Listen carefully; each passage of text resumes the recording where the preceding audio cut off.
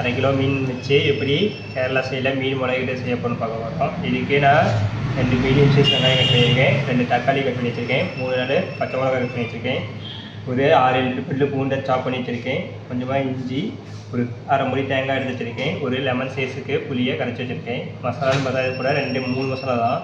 Kashmiri chilli powder, மல்லித்தூள் வச்சுருக்கேன். So இப்போ எப்படி செஞ்சு பார்ப்போங்க. ஃபஸ்ட்டு இதுக்கு கடாயை வச்சுட்டு ஆயில் விட்டுப்போம். ஃபஸ்ட்டு இதுக்கு தேங்காய் வந்துட்டு ரோஸ்ட் பண்ணிடணும். அது எப்படின்னு பாருங்கள். ஃபஸ்ட்டு ஆயில் விட்டுட்டு ஆயில் ஹீட் ஆனதுக்கப்புறம் ஃபஸ்ட்டு 1/4 ஸ்பூன் பெருஞ்சீரகம் போட்டுருவோம். இது கூடவே எடுத்து வச்சுருக்க 1/4 பொடி தேங்காயை போட்டுருவோம். போட்டுட்டு நல்லா ரோஸ்ட் பண்ணுவோம். ஃபயராக ஸ்டோவ் ஃப்ளேமில் வச்சு ரோஸ்ட் பண்ணுவோம். எல்லாம் சீக்கிரம் கரிஞ்சிடும்.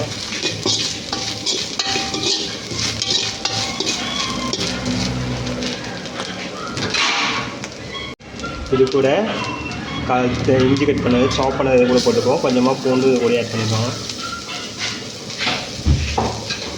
எடுத்ததில் பாதி மீதியை வந்துட்டு நம்ம கிரேவி பண்ணும்போது யூஸ் பண்ணுவோம்.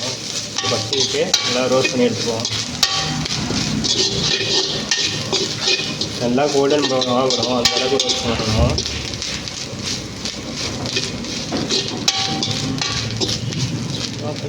ஸோ இந்த அளவுக்கு நல்லா ரோஸ்ட் பண்ணிக்கணும். இப்போ இது கூட எடுத்து வச்சுருக்க மசாலாவையும் இது கூடயே போய் ஆட் பண்ணிக்கணும். ஸோ இதையும் நல்லா ட்ரை ரோஸ்ட் பண்ணி எடுத்துக்கணும். அதனால் நல்லா கலர் மாற அளவுக்கு நல்லா ட்ரை ரோஸ்ட் பண்ணி எடுத்துப்போம். மசாலா அதுக்குன்னு கருக்கவும் கூடாது, லைட்டாக ட்ரை ரோஸ்ட் ஆக்கினா போதும். ரொம்ப இது பண்ணாலும் மசாலா வந்துட்டு கலர் மாறிக்கும்.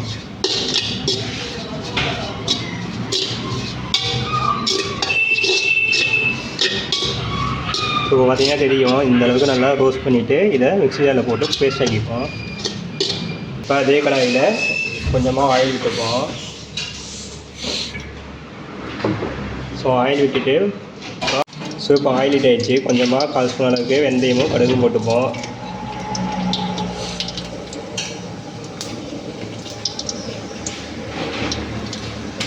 ஒன்ஸ் வெந்தயம் கடுகும் பொரிஞ்சதுக்கப்புறம் வெட்டி வச்சுருக்க சின்ன பெரிய வெங்காயத்தை போட்டுக்கிறது. பெரிய வெங்காயத்தையும் பச்சை மிளகாயும்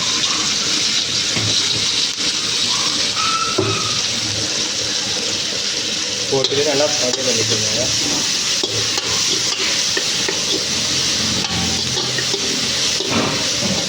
லைட்டாக சாத்தியானா போதும், ரொம்ப சாத்தியான அவசியம் இருக்குது. ஸோ இதெல்லாம் லைட்டாக சாத்தி பண்ணி எடுத்துக்குவோம்.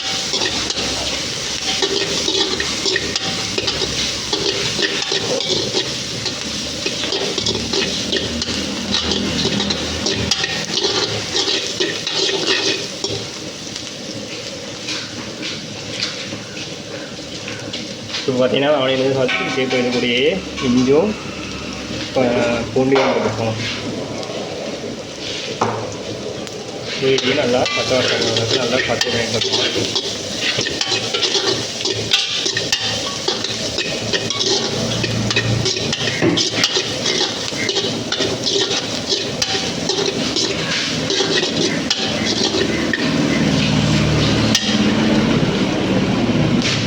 இப்போ கட் பண்ணி வச்சுருக்க தக்காளியும் இது கூட ஆட் பண்ணிக்கலாம். ஆட் பண்ணிட்டு நல்லா மிக்ஸ் பண்ணி விட்டுட்டு இது கூட லைட்டாக உப்பு போட்டுக்கணும்.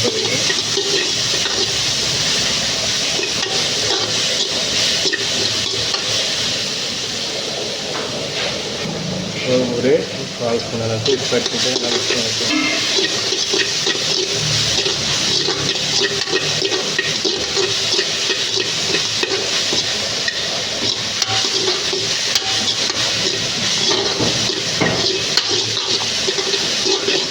டொமேட்டோ நல்லா சாத்தியானதுக்கப்புறம் இது கூடயே ஒரு 1/4 ஸ்பூன் அளவுக்கு மஞ்சள் ஆட் பண்ணிப்போம்.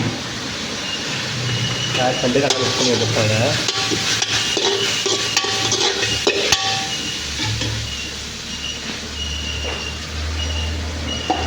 ஸோ நம்ம நேரத்துலேயே வறுத்து அரைச்ச மசாலாவை இப்போ இது கூட ஆட் பண்ணிவிட்டு நல்லா தண்ணி விட்டு நல்லா கொதிக்க விடுவோம். ஃபஸ்ட்டு இப்போ வறுத்து வச்ச மசாலாவை இப்போ தண்ணி ஊற்றி மிக்ஸ் பண்ணி நல்லா ஊற்றிட்டு நல்லா மிக்ஸ் பண்ணி விட்டு வைப்போம். தக்காளி எல்லாம் மிக்ஸ் ஆகிற அளவுக்கு நல்லா கொதிக்கணும். இது இதே டைம்லேயே நம்ம அடுத்தது இது கூட புளி தண்ணி நம்ம எடுத்து வச்சுருக்க புளி தண்ணியை ஆட் பண்ணிக்கலாம். எடுத்து வச்சுருக்க புளி தண்ணியை நல்லா வடிகட்டிட்டு இது கூட ஆட் பண்ணிப்போம்.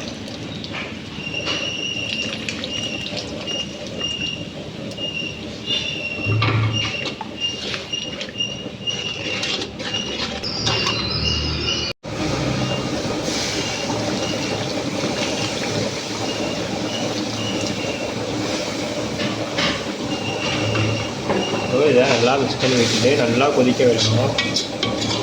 பச்சை வாசனெலாம் போகிற அளவுக்கு ஆகும்போது பச்சை வாசனை போய் இருக்கும், நல்லா கிரேவி குக்காகிற அளவுக்கு நல்லா இதை கொதிக்க விடணும்.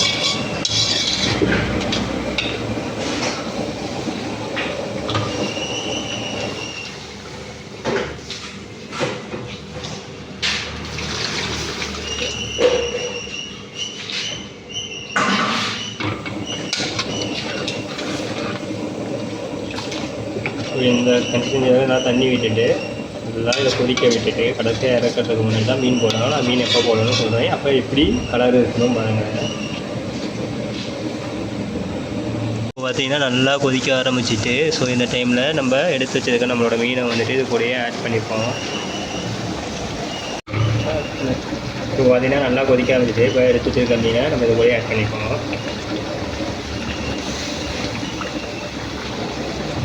பார்த்தீங்கன்னா ஆயில் ஆல்மோஸ்ட் பிரிஞ்சு வந்துட்டு இந்த டைமில் ஸ்லோ ஃப்ளைமில் வச்சுட்டு மீனை போட்டு ஒரு 5 மினிட்ஸ் ஸ்லோ ஃப்ளேமில் குக் பண்ணினாலே மீன் எல்லாமே நல்லாவே குக் ஆகிடும். ஸோ அதனால் பிரச்சனை கிடையாது.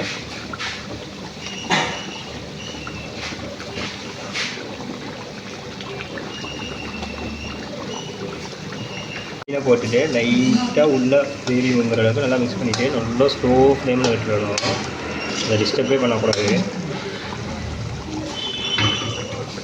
ஸோ லாஸ்ட்டாக 3 கொத்து கருவேப்பிலை மட்டும் இது கூட உருவிட்டு ஆட் பண்ணிவிட்டு அடுப்பு ஆஃப் பண்ணிக்க வேண்டியது தான்.